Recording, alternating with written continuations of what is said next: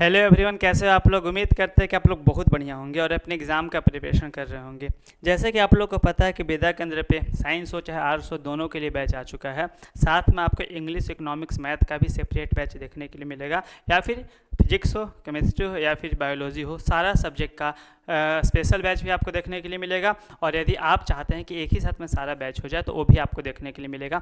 आज हम लोग देखने वाले इंग्लिश का पोइट्री का फर्स्ट चैप्टर, जो कि है माई मदर एट 66, जिसको किसने लिखा है तो कमला दास ने। देखिए, सबसे पहले आपको पता होना चाहिए कि जितने भी पोइट्री है उसके पोइट्स कौन है, क्योंकि पोइट्री और पोइट से क्वेश्चन आता ही आता है, यानी इसके बिना तो पेपर बनेगा ही नहीं। तो आपको कहीं ना कहीं पता होना चाहिए। और कभी कभी तो कोई दो चार स्टांजा उठा के दे देता है उसके बारे में एक्सप्लेन करने के लिए, या फिर इसका पोइट कौन है और इसमें पोइट क्या कहना चाहता है, ये भी लिखने के लिए आ जाता है। तो कुछ चीज़ों को ध्यान में रखेंगे और हम लोग आज क्लास शुरू करने वाले हैं। चलिए देखते हैं बाबू क्या है। सबसे पहले हम लोग जान लेते हैं कि आखिर हमारे पास जो 5 पोइट्री है उसको लिखा कौन कौन है। ये आपको पता होना चाहिए। क्या बोले, ये आपको पता होना चाहिए। ए नंबर 1, ए नंबर 2, ए नंबर 3, नंबर 4 और नंबर 5, ये पांचों आपको पता होना चाहिए। ठीक है। माई मदर एट 66, जिसको कमला दास ने लिखा है। क्या बोले, माई मदर एट 66, जिसको कमला दास ने लिखा है। कीपिंग क्वाइट को पाब्लो नेरूडा ने लिखा है। माई मदर एट 66 को कमला दास ने लिखा है। कीपिंग क्वाइट को पाब्लो नेरूडा ने लिखा है। अ थिंग्स ऑफ ब्यूटी, जिसको जॉन किट्स ने लिखा है। थिंग्स ऑफ ब्यूटी कौन लिखा है, जॉन किट्स ने लिखा है। अ रोड साइड स्टैंड, जिसको रॉबर्ट फ्रॉस्ट ने लिखा है। रोड साइड स्टैंड बहुत ही प्यारा स्टोरी है, बहुत ही प्यारा पोएम्स है, जिसको कौन लिखा है तो रॉबर्ट फ्रॉस्ट ने लिखा है। On Jennifer tiger, Adrienne Rich, on Jennifer tiger, Adrienne Rich ने लिखा है। तो आपको पांचों याद करना पड़ेगा, क्योंकि 5 ही है तो आपको बहुत ज़्यादा है नहीं। आप इसको एक बार कॉपी में लिख लेंगे। अभी हम आपको बोल रहे हैं तो आप लिख ही लेंगे। नोट कर, जैसे एक पेज बनाएंगे, एक किताब बनाएंगे। एंड क्या बोल रहे हैं यार, मूड ऑफ है, पता है, बार बार सिस्टम बंद हो जाए इसकी वजह से। देखिए, एक कॉपी बनाएंगे, उस कॉपी का फर्स्ट पेज में जो आपका पोएम है उसको लिखेंगे, उसके नीचे उसका पोइट का नाम लिखेंगे। इतना आपको कर लेना है। जब भी पलटेंगे तो आपको याद रहेगा, कोई दिक्कत नहीं होगा।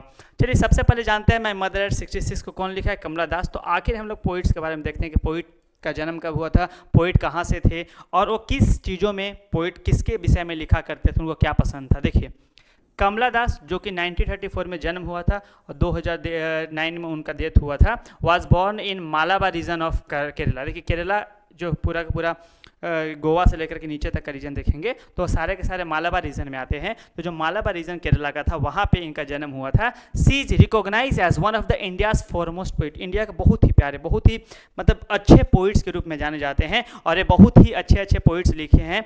ही works are known for their originality. जब भी पोएम लिखे हैं तो कहीं ना कहीं ओरिजिनलिटी पे ज़्यादा लिखे हैं, वर्जिलिटी पे एंड द इंडिजीनियस फ्लेवर पे ज़्यादा फोकस किए थे, ध्यान रखिएगा। On the soil, off the soil, Kamala Das has published many novels. Kamala Das बहुत सारे नॉवेल पब्लिश किए हैं, बहुत सारे शॉर्ट स्टोरीज भी पब्लिश किए हैं। लेकिन ये जब पब्लिश करते थे तो मलयालम में एक नाम अपना इस्तेमाल करते थे और ये कमला दास नहीं लिखते थे। क्या लिखते थे, माधवी कुट्टी। क्या लिखते थे, माधवी कुट्टी के नाम से पब्लिश किया करते थे।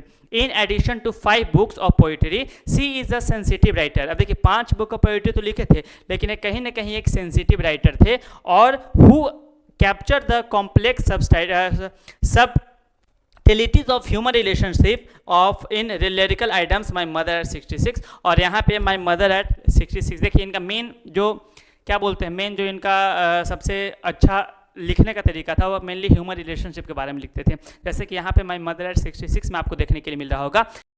ये है इंग्लिश का कोर्स। आप लोग को जैसे पता था कि इंग्लिश का कंकर बैच आ चुका है। यहाँ पे आप सिर्फ 251 यहाँ पे दिखाई दे रहा होगा, यानी कि आपको 300 रुपीज़ पे करना है और 300 रुपीज़ पे करके आप क्या कर सकते हैं, बैच को परचेज कर सकते हैं। आपको नंबर दिया गया है 82 17 23 25 11 23 25 11। आपको इस नंबर पर कांटेक्ट करके एक बार मैसेज करना है, आपको सारा जानकारी मिल जाएगा और आप यहाँ से बैच को परचेज कर सकते हैं। चलिए, अब हम लोग क्या देख रहे थे कि किस तरीक़ा से वह अपने जो वह कमला दास जो थी, वो अपने मम्मी के जो एजिंग हो रहा था, यानी बढ़ रही थी, एज हो रही थी, बूढ़ी हो रही थी, तो उसके बारे में जो फील करती है, जो एक्सप्रेस करना चाहती है, वही पोइट्स के थ्रू वह एक्सप्रेस करती है। जैसे आपको पता हो कि एजिंग कैसा है, एजिंग एक नेचुरल प्रोसेस है, यानी कि have you ever thoughts what our elderly parents expect from us. लेकिन कभी आपने सोचा है क्या कि जो हमारे पुराने लोग हैं, पूर्वज लोग हैं, जो एल्डरली लोग हैं, मम्मी पापा हो गए, दादा दादी हो गए, उन लोग हम लोग से क्या एक्सपेक्ट करते हैं?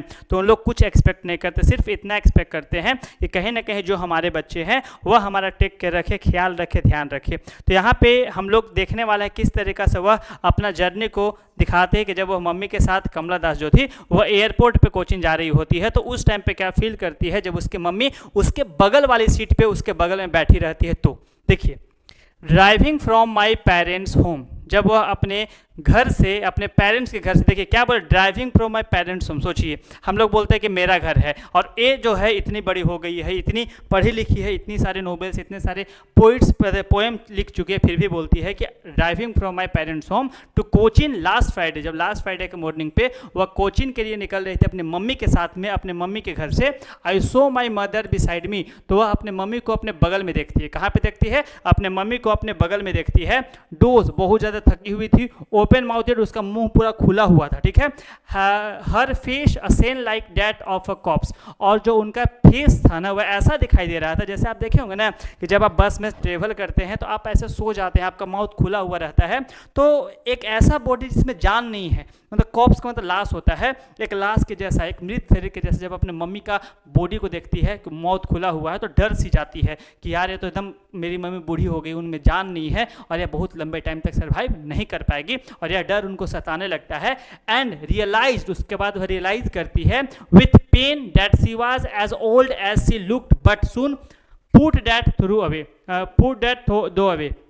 लेकिन कुछ टाइम तक जब वो रियलाइज करती है, उस पेन को फील करती है कि जब उसकी मम्मी उसके साथ नहीं रहेगी, क्योंकि वह लंबे टाइम तक अपने मम्मी के साथ टाइम बिताई हुई रहती है, तो इस चीज़ को जब फील करती है तो that she was as old as she look, कि क्या सच में मेरी मम्मी इतना एज दिखाई दे रही है, तो क्या सच में मेरी मम्मी का एज इतना हो रहा है, या हम खुद से ऐसा सोच रहे हैं, क्योंकि उसको भी पता था कि उसकी मम्मी का एज हो चुका है, लेकिन उसकी मम्मी का शरीर में जान नहीं था, उसकी मम्मी बहुत कमजोर हो चुकी थी, और अब ऐसा लगता था कि उसकी मम्मी ज़्यादा टाइम तक सर्वाइव नहीं कर पाएगी, जीवित नहीं रह पाएगी।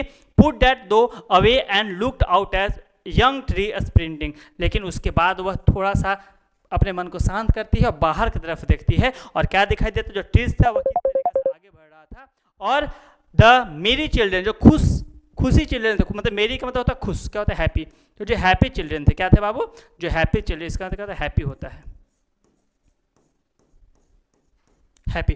तो जो हैप्पी चिल्ड्रन थे उन लोग को देखती है spilling out of their Holmes, कि सब लोग दौड़ दौड़ करके अपने घर से खुशी से निकल रहे हैं, और वह अपने बचपन को याद करते हैं कि हम भी अपने मम्मी के साथ जब रहते थे बचपन में तो कैसा फील करते थे। आज वही मम्मी को लेकर के बहुत ज़्यादा अनसिक्योर फील कर रहे हैं। क्यों? क्योंकि लग रहा है कि मम्मी अब ज़्यादा टाइम तक मेरे साथ नहीं रह पाएगी, ज़्यादा टाइम तक सर्वाइव नहीं कर पाएगी। Out of their homes but after the airport security check, लेकिन जब एयरपोर्ट का सिक्योरिटी चेक हो जाता है, स्टैंडिंग अ फ्यू यार्ड्स, जब वह कुछ दूरी पर रहती है अपने मम्मी से अवे, तो I looked again at her face, यानी फिर से उनके वेन फेस पे देखती है, जो मुरझाया हुआ फेस है उस पे देखती है, और पेल, बहुत ज़्यादा थकी हुई थी, बहुत ज़्यादा शांत थी, यानी पीला पड़ चुकी होती है, as a late winter's moon, जैसे कि एक लेट विंटर मून रहता है उसके जैसा फील करती है। देखिए, जो as a late winter moon है, तो आपको बताया था ना कि जो पोएटिक डिवाइस होता है, बहुत सारे टीचर आपको नहीं बताते हैं पोएटिक डिवाइस के बारे में। आज हम लोग ये भी देखने वाले हैं कि आखिर as late as winter's moon, यानी कि जब किसी भी इंसान को, ह्यूमन बींग्स को, किसी भी ऐसे चीज़ों से कंपेयर करते हैं जो कि नेचर में हो, तो उसको क्या बोलते हैं? एलिट्रेशन में बहुत सारी चीज़ होता है, आपको सिमिली वर्ड्स होता है, या फिर आपको क्या बोलते हैं, बहुत सारे ऐसे वर्ड्स होते हैं, सारे वर्ड्स का मेटाफर्स होता है, तो सारे वर्ड्स के बारे में देखने वाले हैं। As late winter's moons and felt that old familiar ache, और जो पुराने चीज़ था, यानी पहले की चीज़ों के बारे में सोचती है कि हम कैसा फील करेंगे जब मेरी मम्मी नहीं रहेगी, कितना परेशान हो जाएंगे। ये जो पिक्चर दिखाई दे रहा है बहुत डीप मीनिंग के साथ है कि उसकी मम्मी का जब एज हो जाता है तो उस टाइम पर वह कैसा फील करती है कमला दास, और किस तरीक़ा से अपने जो कंसर्न्स होता है ना उसको दिखाती है कि हम कैसा फील करेंगे जब मेरी मम्मी मेरे साथ नहीं रहेगी, तो उसके बारे में। और my children's fear but all I said was see you soon, लेकिन एक बच्चा का डर क्या होता है कि उसकी मम्मी उसके साथ नहीं है, लेकिन फिर सिर्फ एक ही चीज़ अपने मन में बोलती है, सी यू सून। मम्मा, अम्मा बोलती है सी यू सून, मैं आपसे जल्द मिलूंगी। And all I did was a smile and a smile and a smile, और बस वो उनको देख के हंसती है और वहाँ से एयरपोर्ट की तरफ चली जाती है। तो कितना प्यारा स्टोरी था, कितना प्यारा पोएम था, जो कि एक पोएट जो अपने मम्मी के बारे में, अपने एजिंग के बारे में, जो कि उसकी मम्मी का 66 एज हो चुका होता है, तो उस कंसर्न को एक्सप्रेस करते हैं कि जब मेरी मम्मी नहीं रहेगी तो हम कैसा फील करेंगे, कितना डरावना फील करेंगे, और वो जो फीलिंग था उसी को बहुत ही अच्छे तरीके से फेमिलियर वे में एक्सप्रेस करने का कोशिश कर रही है। स्प्रिंटिंग का मतलब होता है शॉर्ट फास्ट रेस, यानी बहुत ही जल्दी रनिंग होना, ठीक है। और वेन का मतलब कलरलेस, पता है इसमें कोई जान नहीं हो, एकदम कलर फीका पड़ा हुआ, उसको बोलते हैं, ठीक है। अब यहाँ पे देखिए सारा पोएटिक डिवाइस यहाँ पे दिया हुआ है, और बोले तो कि आप किसी का ही वीडियो देखिएगा तो ये सब चीज़ आपको नहीं मिलेगा। देखिए आपको विद्या केंद्र पे आपको सारा चीज़ प्रोवाइड करवाने बोले हैं तो हम करवाएंगे, क्योंकि जो भी बताया है कि हम जो सब्जेक्ट पढ़ा रहे हैं आपको एक एक चीज़ कहीं भी दिक्कत नहीं होगा, और बाकी सारे टीचर भी आपको जितना भी क्वेश्चन हो सकता है वो सारा करवाने की कोशिश कर रहे हैं। तो ध्यान दीजिएगा। मेटाफर क्या है इसमें, तो हर face a same like date of corpse, यानी कि जब कॉप्स के साथ किसी का फेस को कंपेयर, यानी जब किसी का कंपेयर करते हैं तो उसको हम लोग क्या बोलते हैं, मेटाफर बोलते हैं। सिमली एक जैसे वर्ड्स को बोलते हैं। A same like date of a corpse as a late winter moon, तो इसको क्या बोलेंगे, सिमली बोलेंगे। पर्सोनिफिकेशन, जब किसी चीज़ को पर्सोनिफाई करना है, ज़्यादा बढ़ा चढ़ा के बोलना है, जैसे ट्री स्प्रिंटिंग को, तो यहाँ पे क्या है, पर्सोनिफिकेशन रहा है। एलिट्रेशन में स्माइल एंड स्माइल, एक ही वर्ड को जब बार बार हम लोग बोलते हैं तो उसी को एलिट्रेशन बोलते हैं। इमेजरी, जिसको इमेज करना, कि मतलब मेरी मम्मी ऐसी दिखाई दे रही थी तो उसको इमेजरी बोलते हैं। When pale as a late winter moon, ठीक है। इमोशंस आपको पता ही है, realise with the pain, familiar एक है, ठीक है। रिपीटेशन, जो बार बार रिपीट होता है। All I said was, all I did was, ठीक है, एक ही जैसा वर्ड्स होता है। कंट्रास्ट का मतलब होता है dose, open mouthed, young tree, sprinting and मेले। कॉन्ट्रास्ट का मतलब जो दो चीज़ों के बीच में दिक्कत हो, परेशानी हो, दो चीज़ एक दूसरे से मेल ना खाता हो तो उसी को कॉन्ट्रास्ट बोलते हैं। तो यहाँ से सारे वर्ड्स दिए गए हैं, समझ लीजिएगा। लेकिन बहुत सारे लोगों को पता नहीं कि सर मेटाफोर क्या बोलते हैं, सिमली किसको बोलते हैं, पर्सोनिफिकेशन, सर इसको अच्छे तरीके से बता सकते हैं, तो आपके लिए अच्छे तरीके से भी लेकर के आ गए हैं कि किसको क्या बोलते हैं। ध्यान रखिएगा। मेटाफर क्या होता है, देखिए मेटाफर इसको बोलते हैं डेटाफोन, यानी कि a metaphor is a figure of a speech in which one thing is said to be another things without using like और एज, यानी कि जब एक चीज को दूसरे से कंपेयर करते हैं, चाहे उसके जैसा बताते हैं, स्ट्रोंगर दिखाते हैं, चाहे वीकर दिखाते हैं, लेकिन वहां पे लाइक और एज का इस्तेमाल नहीं करते हैं, याद रखिएगा। रिपीटेशन आपको पता ही है, यानी repetition is the repeated use of same word, एक ही वर्ड को जब बार बार यूज करते हैं, एक ही फ्रेज को, एक ही लाइन को, तो उसको रिपीटेशन बोलते हैं, याद रखिएगा। उसके बाद simile word, a simile is a comparison between two different things using the word like or as, यानी like और as का दो different things का simile words उसको बोलते हैं जब like और as का इस्तेमाल करके दोनों का कंपेरिजन करते हैं। यहाँ पे कंपेरिजन नहीं कर रहे थे, कंपेरिजन यहाँ भी हो रहा था लेकिन as और like का इस्तेमाल नहीं हो रहा था, लेकिन यहाँ पे होगा तो उसको simile बोलेंगे। contrast किसको बोलेंगे, तो contrast is a literary device in which two opposite ideas, characters और situations are placed together to hide their differences, यानी कि कॉन्ट्रास्ट हम लोग उसको बोलते हैं जहां पे दो आइडिया को एक दूसरे के अपोजिट दिखाया जाता है, दोनों के बीच में कॉन्ट्रास्ट पैदा किया जाता है, उसको हम लोग बोलते हैं कॉन्ट्रास्ट, ध्यान रखिएगा। पर्सोनिफिकेशन बताए थे कि पर्सोनिफिकेशन एक ऐसा फिगर या स्पीच होता है जिसमें एक ह्यूमन क्वालिटी को किसी भी एनिमल, ऑब्जेक्ट और नेचर के रूप में दिखाया जाता है, याद रखिएगा, ठीक है। जैसे आप हिस्ट्री पढ़े होंगे तो आपको बताया गया होगा कि जर्मेनिया के लिए पिक्चर बनाया गया था, मरियान के लिए बनाया गया था, हम लोग भारत माता का, सब पर्सोनिफिकेशन में आता है। सिंबोलिज्म, यानी कि symbolism is the use of person, जब किसी पर्सन, ऑब्जेक्ट और प्लेस और आइडिया का इस्तेमाल करते हैं, represent a deeper meaning, deeper meaning को दिखाने के लिए, तो उसी को हम लोग क्या बोलते हैं, सिंबोलिज्म बोलते हैं। फिर क्या, एलिट्रेशन, यानी कि alliteration is the repetition of the same constant sound at the beginning of the near by word, यानी कि सेम साउंड होगा लेकिन बिगिनिंग और नियर बाई वर्ड्स के रूप में दिखाएंगे तो उसको सिमली वर्ड्स, सॉरी उसको एलिट्रेशन बोलते हैं। हाइपरबोल, यानी हाइपर जब बढ़ा चढ़ा के बोले, एग्जेजरेट करके बोलना को हाइपरबोल बोलते हैं, ठीक है। इमेजिनरी मतलब इमेजिन करना को बोलते हैं, ध्यान रखिएगा। और लास्ट में आपका क्या है, आयरनी, आयरनी पता है क्या होता है, ठीक है, आयरनी क्या है पता है, चलिए यहाँ तक दिक्कत आप लोग को नहीं होगा, सिंपल कि irony is a situation in which the actual meaning is different from what is set as expected, यानी कि आयरनी का मतलब होता है कि जो आप बोल रहे हैं वो आपका बिहेवियर में नहीं दिख रहा है, आप दिखाना नहीं चाहते, उसका आयरनी बोलते हैं, ठीक है। आयरनी का भी सीमा होता है दोस्तों, वही चीज़, ठीक है। जैसे यहाँ पे देखिए सीयू सुनमा, पता था कि उसकी अम्मा बहुत बीमार है, परेशान है, लेकिन फिर भी बोलते सीयू सुनमा। तो यहाँ पे पूरा चीज़ समझा दिए हैं, दे दिए हैं। अब ए वर्ड्स आपको बार बार हर एक चैप्टर में दे दिया जाएगा, लेकिन अब उसका मतलब नहीं समझाया जाएगा, तो जितने ही पैड बैच के यूजर्स हैं उसको समझ में आ रहा होगा कि यहाँ पे आपको क्या दिया जा रहा है। वैसे भी बताया था कि इसमें से बहुत ज़्यादा नहीं आता है, आपको समझा चुके थे, और आप फिर से हम एक छोटा सा वीडियो लाएंगे, उसमें सारा चीज़ बताएंगे कि किस पे ज़्यादा फोकस करना है।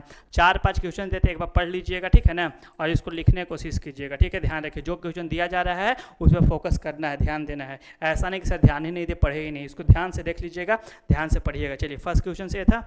सेकंड क्वेश्चन देखिए क्या है कि why did Kamala Das add the image of the merry children, आखिर उसका इमेज क्यों लगाती है, आखिर इसको दिखाने का क्या मतलब था उनका हैप्पीनेस पिक्चर को इतना ज़्यादा सैड मोमेंट में, उसके बारे में बताइएगा।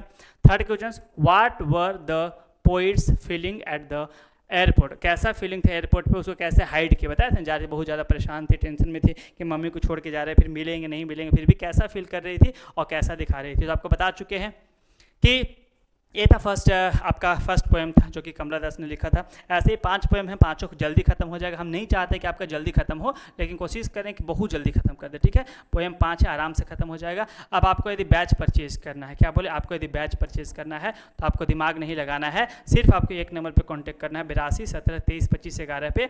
आपको यहाँ से आराम से क्या हो जाएगा, सारा कॉन्टैक्ट मिल जाएगा, आपको यहाँ से सारा पेमेंट ऑप्शंस मिल जाएगा, आप यहाँ से आराम से पे कर सकते हैं। यहाँ पे 251 दिखाई दे रहा होगा, 50 रुपीज़ ऐड होता है, तो यहाँ पे 300 रुपीज़ पे करेंगे आप, तो आपको आराम से क्या मिल जाएगा, तो आपको बैच मिल जाएगा। आपको 82 17 23 25 11 पे कॉन्टैक्ट करना है कोई भी जानकारी के लिए, और फिर आपसे मिलते हैं नेक्स्ट वीडियो में। इंग्लिश का रेगुलर वीडियो आएगा और इकोनॉमिक्स का भी आएगा, तो आप चाहते हैं कि इंग्लिश और इकोनॉमिक्स अच्छे तरीके से प्रिपरेशन करें और 90+ स्कोर करें, तो आप विद्या केंद्र के साथ जुड़ करके बहुत अच्छा प्रिपरेशन कर सकते हैं। तो चलिए, तब तक ख्याल रखिए, ध्यान रखिए, और जो होमवर्क दिया गया उसको कंप्लीट करेंगे। मिलते हैं आपसे अगले वीडियो में।